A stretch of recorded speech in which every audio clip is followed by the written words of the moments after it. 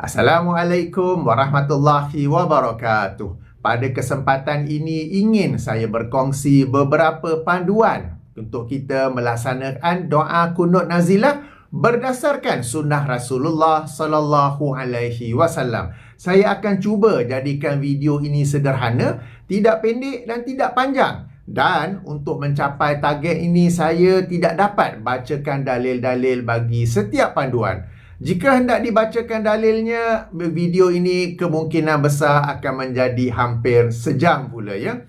Sambil itu jemput nikmati pemandangan di benua Eropah diikuti dengan penerbangan turun dan pendaratan di London Heathrow baru-baru ini. Okey, ayuh kita mulakan. Panduan pertama, nazilah dari sudut bahasa bermaksud musibah besar. Jadi ia adalah doa yang dibaca ketika ada umat Islam yang ditimpa dengan musibah besar. Pun begitu, jika dirujuk kepada sunnah Rasulullah sallallahu alaihi wasallam, musibah besar yang dimaksudkan itu di mana baginda membaca kunut nazilah ialah apabila ada umat Islam yang diserang atau dizalimi oleh musuh. Apabila berlaku musibah yang lain seperti wabak penyakit, baginda tidak melaksanakan kunut nazilah. Oleh itu, nazilah dari sudut bahasa ia bermaksud musibah besar, namun dari sudut praktiknya, dari sudut sunnah Rasulullah sallallahu alaihi wasallam, kunut nazilah hanya dibaca apabila umat Islam diserang atau dizalimi oleh musuh, sebagaimana yang sedang berlaku sekarang ini, di mana umat Islam di Palestin sedang diserang, dizalimi oleh Zionis. Ia tidak dibaca pada musibah yang lain seperti gempa bumi, banjir, cuaca berjerebu atau seperti setahun dua yang lepas ketika wabak COVID-19. Jadi ia tidak dibaca untuk musibah-musibah yang lain seperti itu ya. Tidak membaca kunut nazilah bukan bererti kita tidak boleh berdoa. Kita tetap boleh, kita tetap dianjurkan mendoakan umat Islam yang ditimpa dengan sesuatu musibah. Cuma ia bukan dalam bentuk kunut nazilah ataupun pada masa kunut nazilah. Panduan kedua, kunut nazilah tidak dibaca secara berterusan. Ia dibaca apabila ada umat Islam diserang atau dizalimi oleh musuh dan berhenti dibaca apabila serangan atau kezaliman itu berhenti. Jika kita merujuk kepada sunnah Rasulullah sallallahu alaihi wasallam, baginda tidak berterusan membaca doa kunut nazilah. Meskipun pada zaman itu tetap ada musuh yang berterusan mengancam umat Islam, baginda hanya membacanya apabila serangan atau kezaliman menjadi tegang atau dalam bahasa Inggeris menjadi intense. Panduan ketiga, doa kunut nazilah dibaca pada setiap solat fardu 5 kali sehari, subuh, zuhur, asar, maghrib, isyak. Panduan keempat, doa kunut nazilah dibaca pada rakaat terakhir selepas bangun daripada rukuk. Panduan kelima, doa kunut nazilah dibaca oleh imam dalam solat berjamaah. Ini sabit dalam sekian banyak hadis sahih. Adapun untuk solat secara bersendirian, ada pendapat yang berkata boleh. Tetapi tentang hal ini ada khilaf dan perbincangan lanjut. Maka yang lebih utama, lebih selamat untuk keluar dari khilaf ialah ia dilaksanakan oleh imam dalam solat berjamaah. Panduan keenam, apabila dibaca dalam solat berjamaah, doa kunut nazilah dibaca secara jahar bagi semua 5 waktu, meskipun untuk solat yang sir seperti zuhur dan asar. Apabila dibaca dalam solat bersendirian, bagi mereka yang ingin mengguna pakai ataupun mengambil pandangan yang kata boleh kunut nazilah bagi solat bersendirian, ia dibaca secara sir pada semua 5 waktu. Maksud jahar ialah solat yang dibaca ialah solat yang surahnya, surah Al-Fatihah dan surah selepasnya dibaca secara kuat seperti subuh, maghrib dan isyak. Sementara solat sir ialah solat yang surah Al-Fatihah dan surah selepasnya dibaca secara perlahan seperti zuhur dan asar.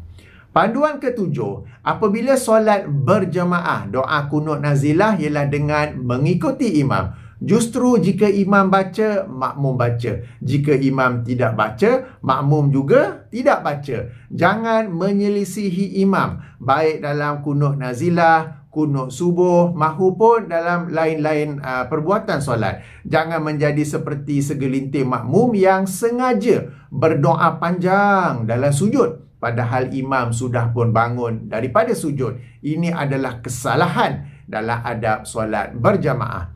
Panduan ke-8. Jika imam tidak membaca kunut nazilah, sementara makmum merasakan ada umat Islam yang patut didoakan keselamatannya, dia boleh berdoa pada bila-bila masa yang lain. Contohnya ketika sujud atau setelah tasyahud akhir, solat sunat ba'diyah.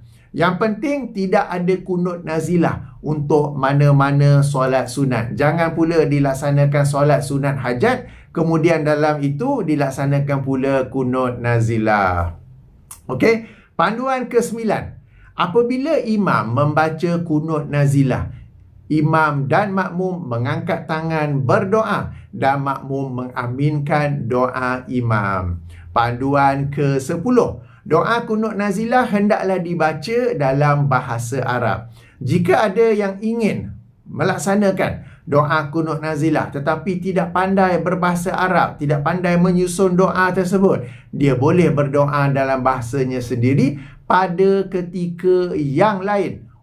Mendoakan umat Islam tidak terbatas, tidak terhad kepada kunut nazilah sahaja.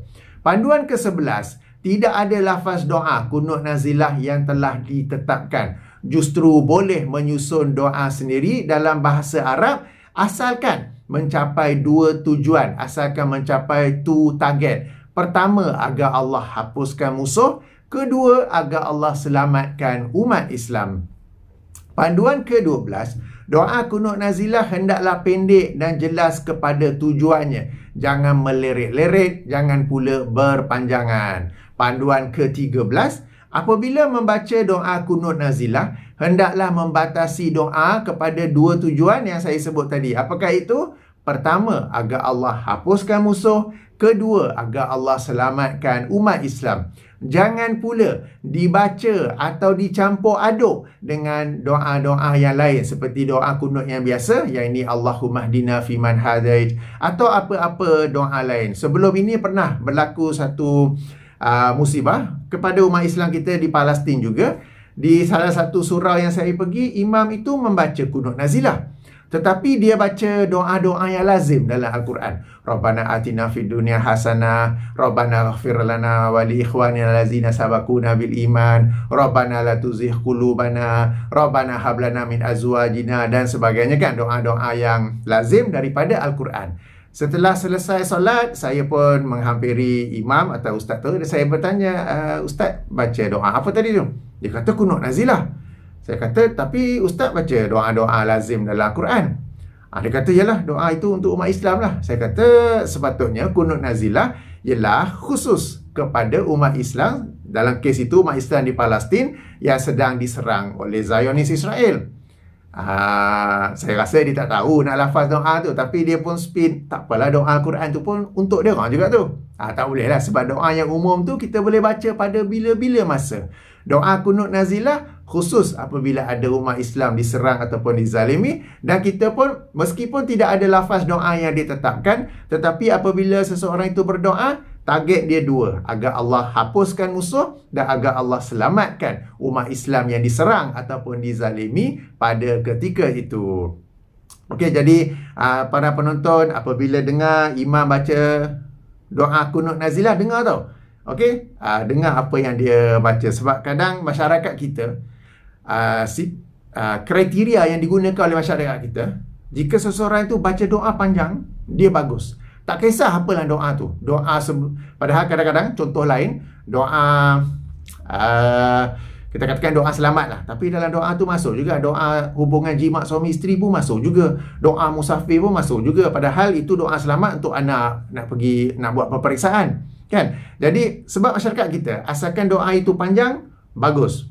Orang yang baca doa pendek, tak bagus. Jadi tok imam ke ustaz yang dijemput tu, dia akan tembak semua doa asalkan panjang. Jangan kita pun, bagus ni imam ni bagus, ustaz ni bagus, padahal doa-doa yang dibaca tak ada kaitan pun dengan tujuan dia dijemput untuk baca doa, ya.